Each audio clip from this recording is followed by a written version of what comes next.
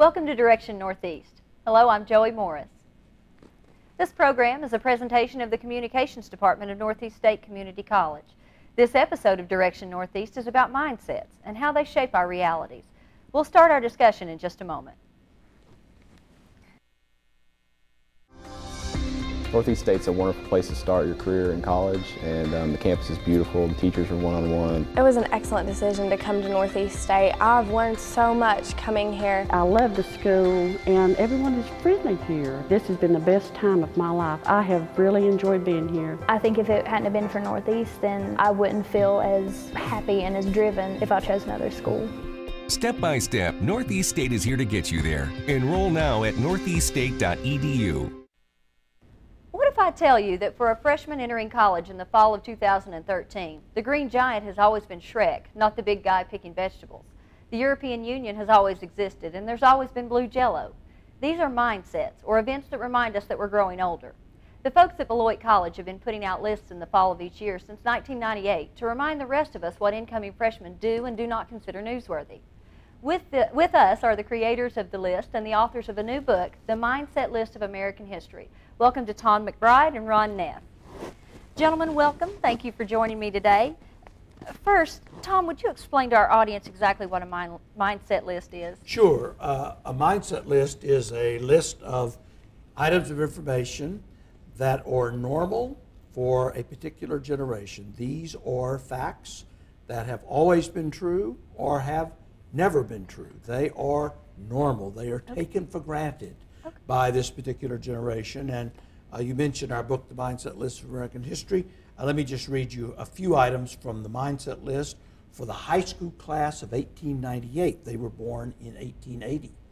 Youngsters their age have always had about a 1 in 10 chance of graduating from high school. When away on business, their fathers might have sneaked off to enjoy ruby lips or tantalizing torsos at the local burlesque establishment. Their elders have never thought darkened theaters were morally acceptable. Now, this is, of course, all strange to us, but for those who lived about 120, 130 years ago, this was all very normal. And every generation has their own mindset list, which is, again, what's normal, what's always been true or never been true for that particular generation. Okay. Well, Ron, how did these come about? How did Beloit College get into the mindset list business? Back in 1998, there were a lot of lists showing up on what was a relatively new phenomenon, the internet. And as those lists came out, we discovered a whole lot of sort of mean-spirited lists that indicated that this generation, new generation of students, really weren't as smart as their parents and so on.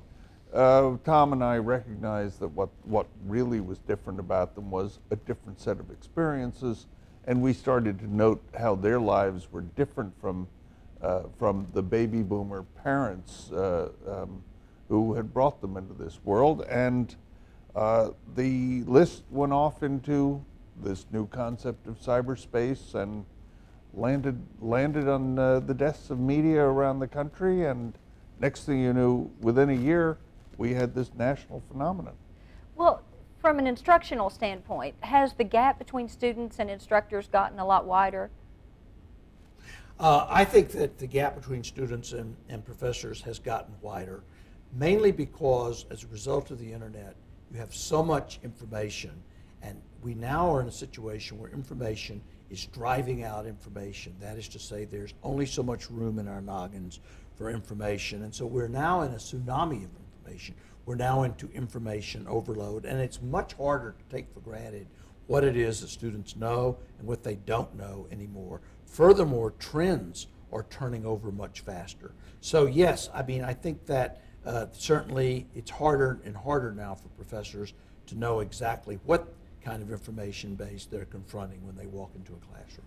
Well, so how has that widening changed the nature of the relationship between instructor and student? Well, I think professors have to be a lot more aware. This is one of the reasons we came out with both the book and the list. Professors have to be a lot more aware of what it is that students know and don't know. They have to be much more alert for blank stares in the classroom when they make references.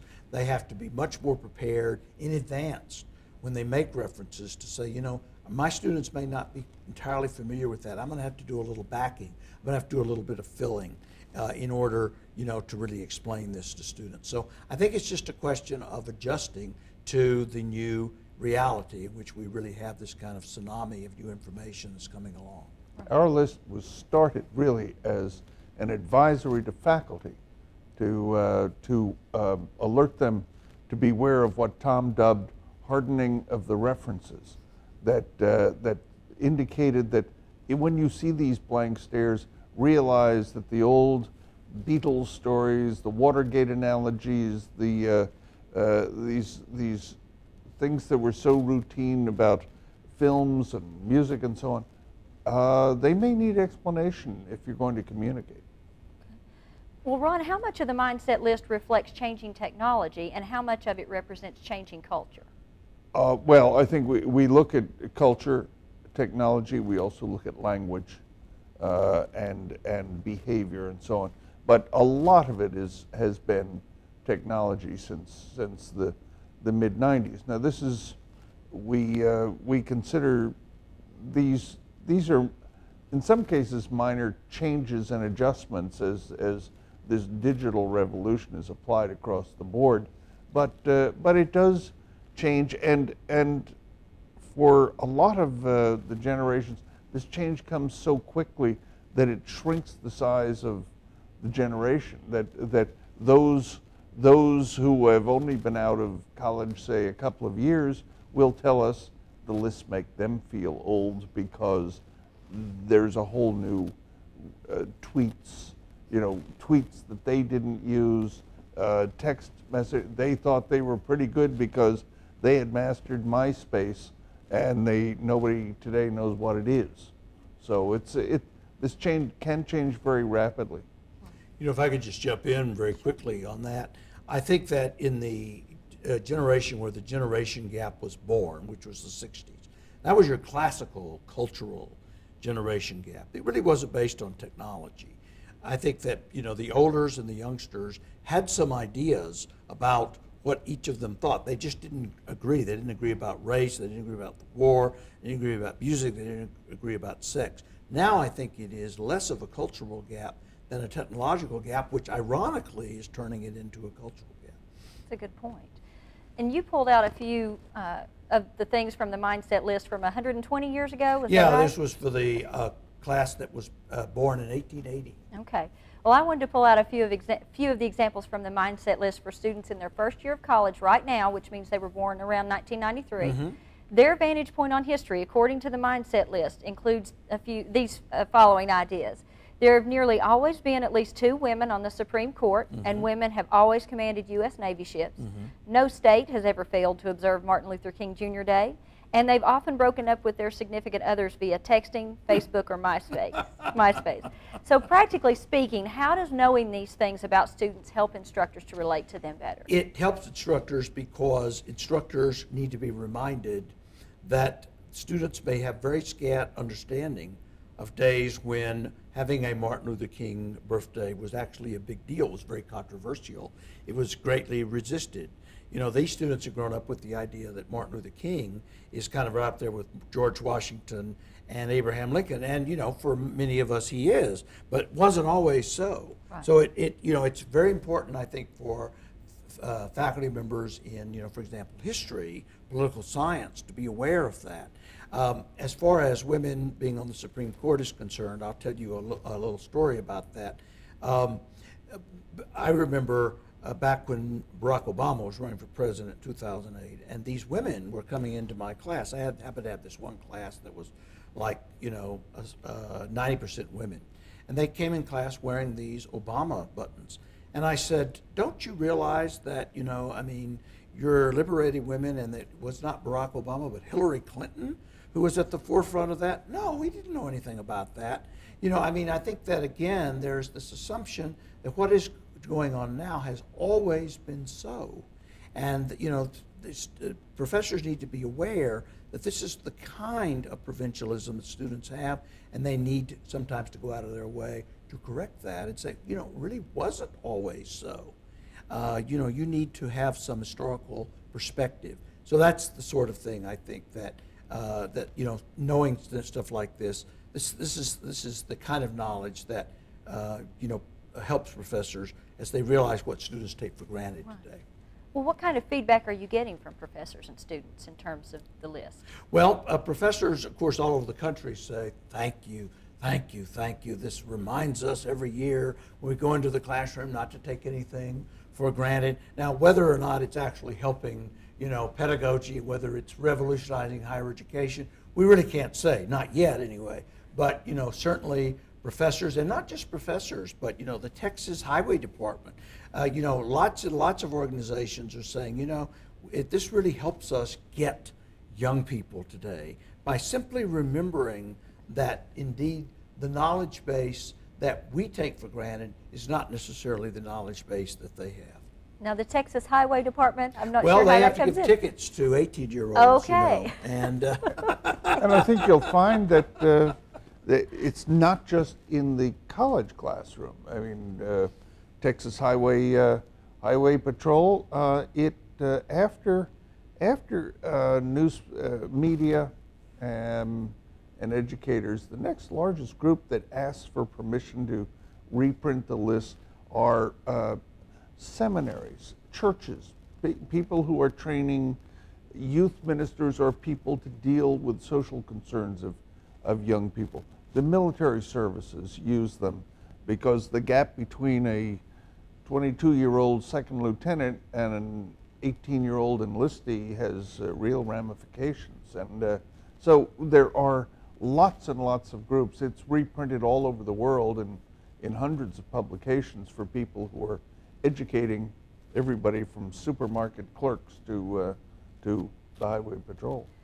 When you came up with the first list, did you have any idea how revolutionary it was going to be and how widespread its reach was going to be? I don't think we imagined. It really started as a list for our faculty colleagues, and that was as far as we thought it was going to go. The fact that it wound up on the desk of somebody at the Wall Street Journal within about 4 months had us surprised, because we're still dealing with this new concept of cyberspace and how rapidly the internet could move. The list never would have made the impact it did without the internet, and to suddenly have it out there, to have it on campuses all over the country. By the second year, we were getting requests from college presidents and high school principals and so on, all over the country, permission to use it in their opening addresses to faculty and students. And that was going to be part of my next question, Tom, because one of our current professors here at Northeast State uses the Mindset American History book Jim in Kelly, his class. bless him. That's yes, right. indeed, he does. And he's had really good results. I've talked to a few of his students who've said they really enjoyed it. So did you intend for these to be used as curriculum? No, that was another big surprise that we had. I mean, I don't think we ever thought that this would have, the kind of textbook potential that apparently it does have. But when we thought about it, or we've realized that this is really a book that allows you to sort of conduct an oral history with 18-year-olds who have been dead for 100 years. And I think, history becomes a lot more relevant to you when you realize that indeed history was not just something, that happened yesterday. This is something that people just like you lived through once upon a time. And, all of a sudden you think, well, if they were living through history, gosh, wow, I must be living through history. Right. And then, you begin to have this kind of intergenerational dialogue, which I think is really kind of at the heart of this approach to history. Well, Ron, talk to me a little bit about the process of putting the list together. What does that involve every year? Well, Tom and I come from very different backgrounds on this. Tom is the scholar who will deal with journals and biographies and the literature regarding a period, whether it was one of the periods in the book or just what, for instance, this year will be 1993, that we'll be looking at the students at that time period. I, with more of a journalistic background, spend my time reading everything from Rolling Stone to the New Yorker, to the New York Times, to whatever I can get my hands on to, and a lot of it is not just the stories, it's the advertising. It's to pick up a feeling for the culture. We wind up with probably 300, 400 items, and then we start going back and forth and arguing for our point of view, and we bring it down to about 75, which is a mixture of items that have some humor, that have some appeal to the parents, have some appeal to the students, and get a balance into it. We get a pretty good balance now after 15 years of doing this. Well, Tom, how has the process evolved since 1998? Well, it's evolved, of course, mainly because we went into the book business. I think that's been a big change. We got a lot more busy with the mindset list. I mean, Ron and I actually had day jobs. He was the PR director, and I was a full-time professor. And so, every summer we would, get together and we would put this list out, and there would be a flurry of media attention for a couple of weeks. But now, we took time out to write this book. We now have a bunch of radio spots that are going to be coming out on prx.org. These are called Mindset Moments. And so we're doing, of course, speaking engagements now more. So it's become a little bit more of a kind of full-time cottage industry. Ron has retired, and I'm semi-retired. So this has become a little bit more of a full-time job for us. As far as how the list has evolved, I think that the two things that we have seen since we started doing the list in '98 is that every year it seems the Cold War becomes less and less of a reality for entering college students. And then, of course, the other thing that we have learned to our astonishment is how primitive technology was for that first generation. This was the generation that began college in 1998. This was, before text messages. This was before cloud technology. This was before platforms. This was before wireless. All this stuff, before cell phones, all this stuff, has come about just in the last 14 years. So really, if you look back at the first class, they were Luddites compared to these, these current students. And I'm sure that these current students are going to be Luddites compared to what's coming up in the next 16 years. And see, there's a cultural reference or a historical reference That's that you're right. going to have to explain. That's right. There you are. Yeah. Well, the Luddites were a group who hated all technology and tried to today a Luddite would be someone who would, actually write a letter with a quill pen just because they objected to the typewriter. Well, now, Ron, are there larger trends in American culture that the list is not able to track? Have you come up against any? Well, no. I think we try and look at every bit of culture, from sports and music to politics and theater and so on. We don't try and cover everything. We try and cover what would have a real impact on the 18-year-old who is going into college. How are they going to be different? And each year, as Tom said, the technology changes a bit. We have students out just a couple of years who say list makes them feel old because they never tweeted, and they didn't think it was that important, and now their younger brothers and sisters are can't live without it. Well, Tom, historically speaking, since this list is about history, what time periods experienced greater and faster changes in mindset than we are today? You talked about how quickly, since 1998, how quickly the change has been, Sure. how great the change has been. Has there been another time period? Oh yeah, around the turn of the century, within the first 20 years of the 20th century, you had the widespread development of telephones. You had the widespread development of radio. You had the widespread development of cinema, and you had the widespread development of phonographs, and that's just for starters. So that was, in fact, a great revolutionary period. Oh, and did I forget the automobile? That was a great revolutionary period in terms of both communication media as well as transportation methods. Highly, highly revolutionary, and some believe that was, in fact, technologically speaking, the most revolutionary period that, in fact, American history has ever seen. However, I think that there are a couple of ways to argue that, in fact, television and the internet have been as great, if in fact not greater, and I'll tell you why.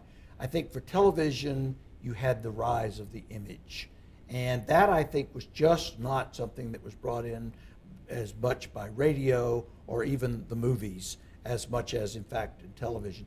But I think that the real biggie has probably been the internet, because while certainly the radio and the automobile were revolutionary, the sheer volume of information that has been proffered by the internet, I think, has been so completely and utterly, revolutionary. I mean, I don't think that the radio and the automobile, really threatened to put Who's George Washington out of business. The internet does threaten to put Who's George Washington out of business. Right. So, yes, there have been other great revolutionary times, but let's not kid ourselves. This one is very revolutionary. But I would also add into that this the other side of this, and that is, that we have two great themes here.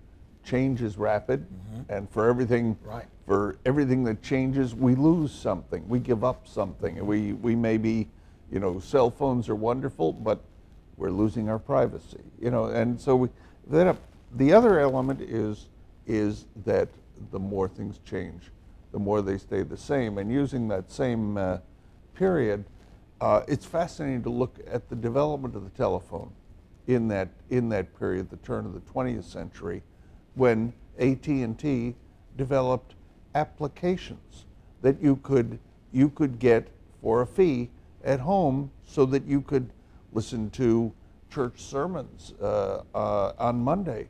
You could listen to concerts, get recipes, the weather, time checks, and so on.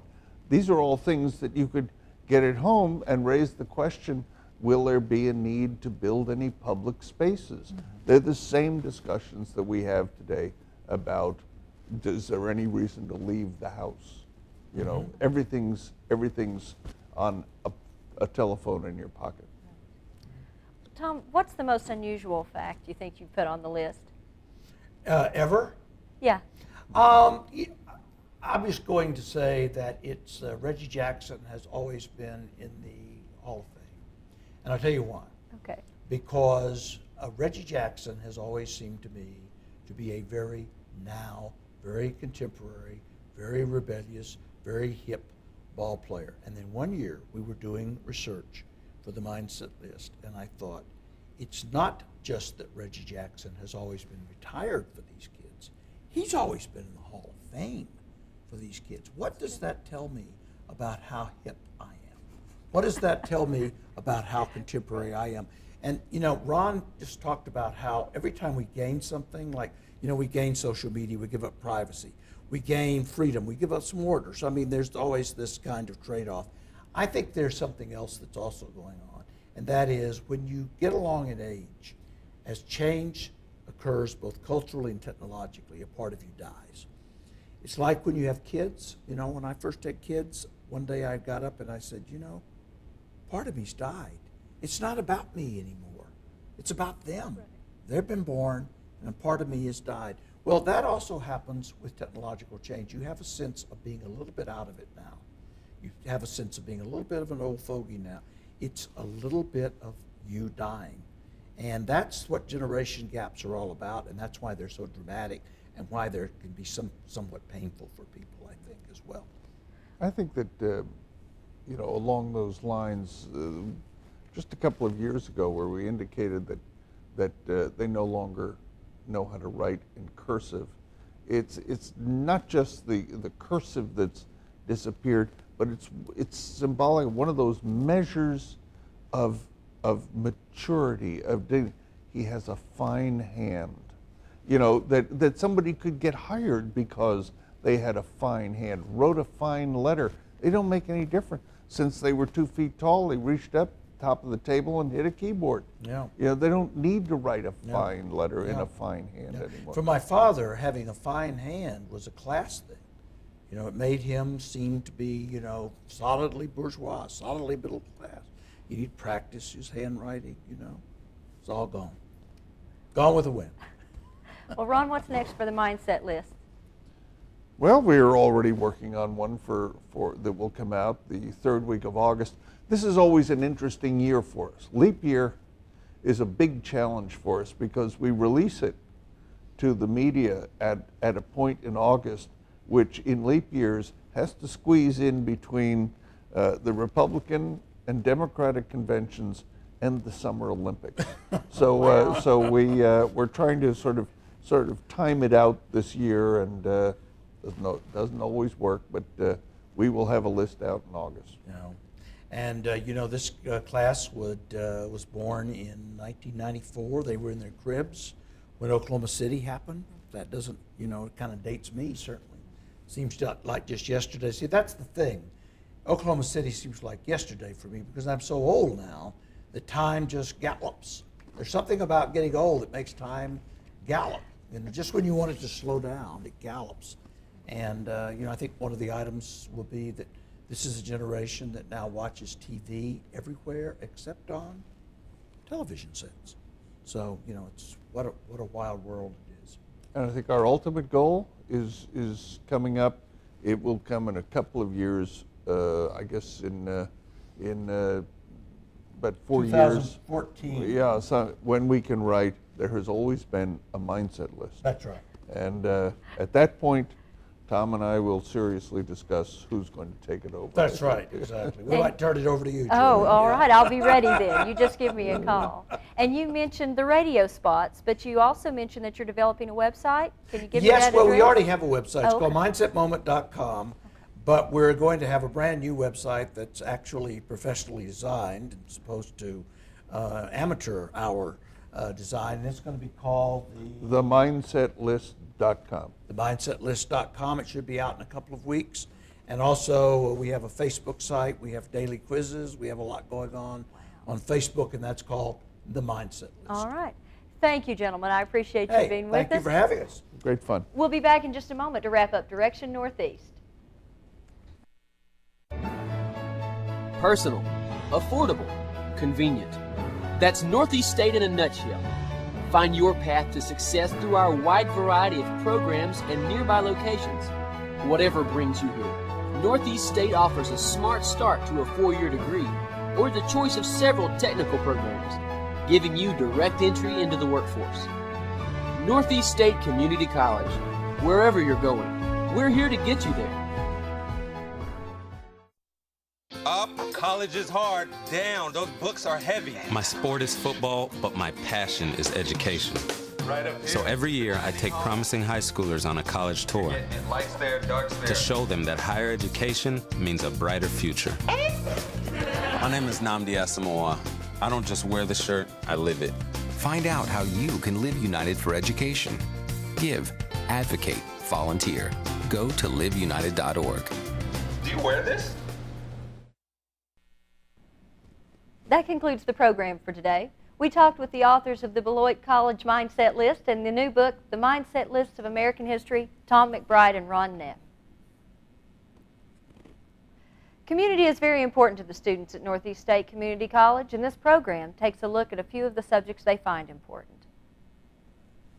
Until we meet next time, on behalf of the students, staff, and faculty of Northeast State Community College, I'm Joey Morris, and this is Direction Northeast.